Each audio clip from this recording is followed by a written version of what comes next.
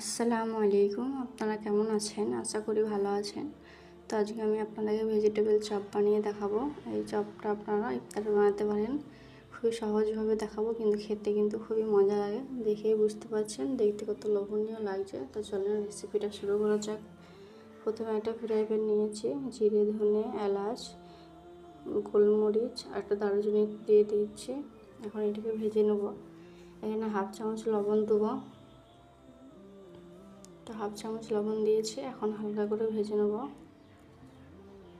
বেশি ভাজতে যাবেন না, তাহলে পুড়ে যাবে। হালকা করে ভেজে নেবেন, চুলার আঁচটা কিন্তু আস্তেই থাকবে। দেখেন ভেজে নেওয়া হয়ে গিয়েছে, এখন নামিয়ে নিচ্ছি। তো আমি এখন তেল দিয়ে দিচ্ছি ফ্রাই প্যানে। এখন বাদামটা ভেজে নেব, কাঁচা বাদাম। আমি বাদাম দিয়ে দিচ্ছি। বাদামটাকে হালকা করে ভাজবো, পুড়িয়ে ফেললে হবে না, হালকা করে ভেজে নিতে হবে।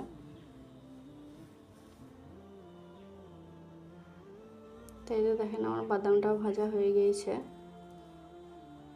এখন বাদামটাকে নামিয়ে নেব। তো আমি এটা কড়াই দিয়ে দিচ্ছি, 5 ফোড়ন দিয়ে দিচ্ছি, 4টে শুকনো লঙ্কা দিয়ে দিচ্ছি। এখন এটাকে হালকা করে ভেজে নেব।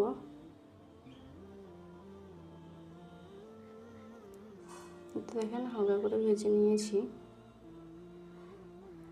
এখন এখানে কাঁচা লঙ্কা, আদা বাটা দেবো। আদা রসুন না, কাঁচা লঙ্কা আর আদা। তো এটাকেও হালকা করে ভেজে নেবো একসাথে।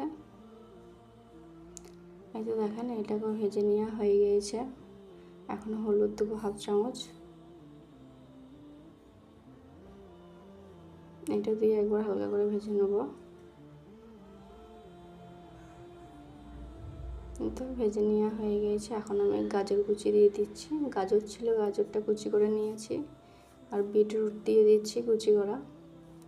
গ্রেট করে নেবেন, নয়তো শক্ত তখন সেদ্ধ হতে চাইবে না। তখন লবণ দিয়ে দিচ্ছি হাফ চামচ। এখন সব কিছু একসঙ্গে মিক্স করে নেব।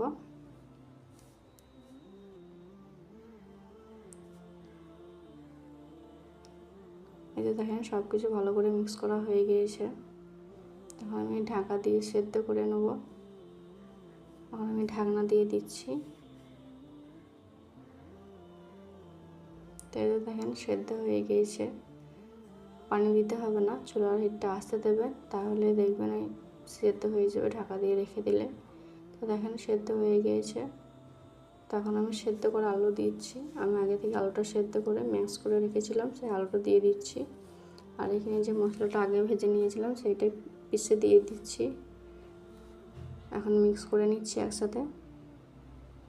খুবই সহজ, আপনারা বাড়িতে বানাবেন, খুবই সহজেই হয়ে যাবে। বেশি ঝামেলা নয়, কিন্তু খেতে কিন্তু অত্যন্ত মজা। তাই আমি ভালো করে মিক্স করে নেব আলু, গাজর, বিটরুট একসাথে।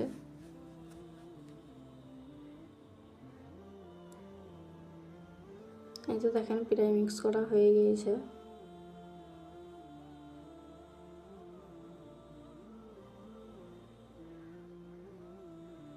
এখন আমি ভাজা বাদামটা দিয়ে দিচ্ছি,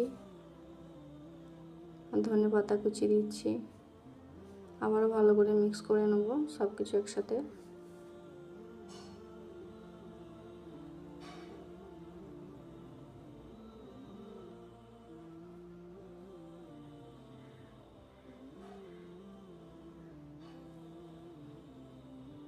তো এই তো দেখেন সব একসাথে মিক্স করা হয়ে গিয়েছে।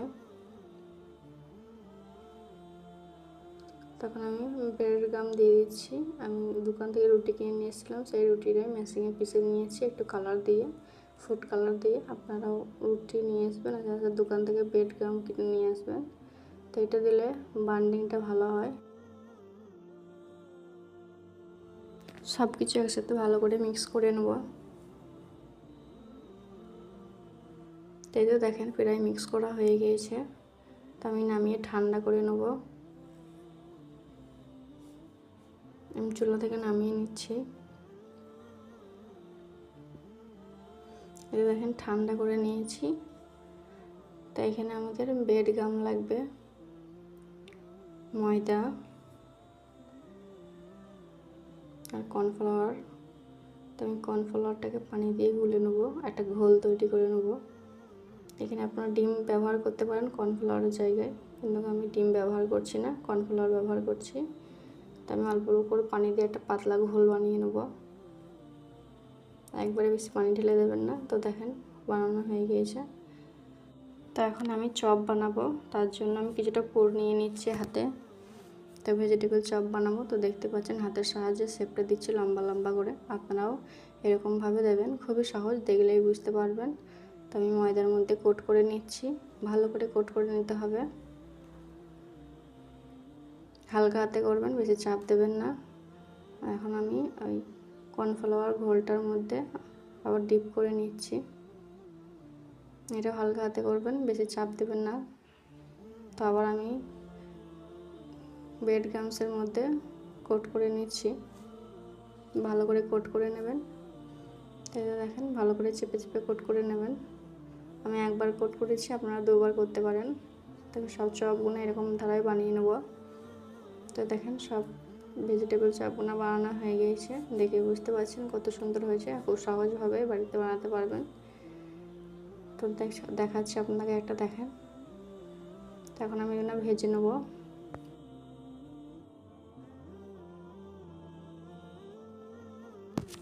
চুলায় একটা কড়াই দিয়ে দিচ্ছি, তেল দিয়ে দিচ্ছি। বেশি করে তেল দেবেন, ডুবো তেলে ভাজতে হবে। তাই আমি বেশি করে তেল দিয়ে দিচ্ছি। তেলটা হালকা গরম হবে, তখন চপগুলো একটা একটা করে দিয়ে দেবেন। বেশি গরম করবেন না, হালকা গরম করবেন তেলটা। তো আমি একে একে সব চপগুলো দিয়ে দিচ্ছি। তো আমার সব চপগুলো দেওয়া হয়ে গিয়েছে।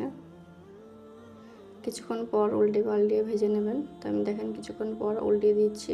আস্তে আস্তে উল্টাবেন, নয়তো ভেঙে যাবে। খুব সাবধানে উল্টাতে হবে, একটু তাড়াহুড়ো করলে কিন্তু ভেঙে যাবে। তো দেখে বুঝতে পারছি না আমি কতটা আস্তে আস্তে উল্টাচ্ছি। এই রমজান মাসে ইফতারে তো সবাই আপনারা চপ, পেঁয়াজু, বেগনি খান। একবার ভেজিটেবল চপ বানিয়ে দেখবেন, খুব সহজভাবে, খেতে কিন্তু অত্যন্ত মজা। তো আমি লাল করে ভেজে নেবো, লাল লাল করে, বেশি পোড়াবেন না, হালকা লালচে লালচে হবে, তখন তুলে নেবেন। এই তো দেখেন আমার চপগুলো বানানো হয়ে গিয়েছে, তখন আমি তুলে নিচ্ছি।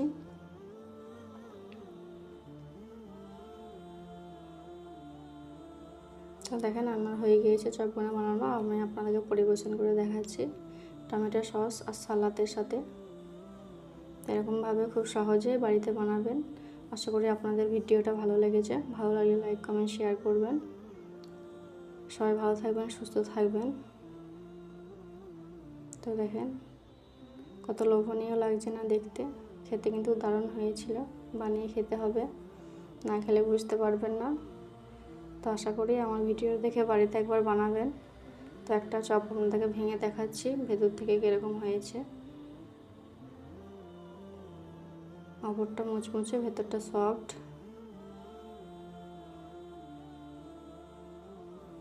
আশা করি বুঝতেই পারছেন চপটা কত সুন্দর হয়েছে। টমেটো সসের সঙ্গে খাবেন, খেতে খুবই ভালো লাগবে। আর তো কিছুদিন আছে রমজান মাসে, সবাই বেশি বেশি ইবাদত করবেন, আমার লেগে দোয়া করবেন। সবাই ভালো থাকবেন, সুস্থ থাকবেন। অন্য কোনো ভিডিও চাইলে কমেন্ট করে জানাবেন।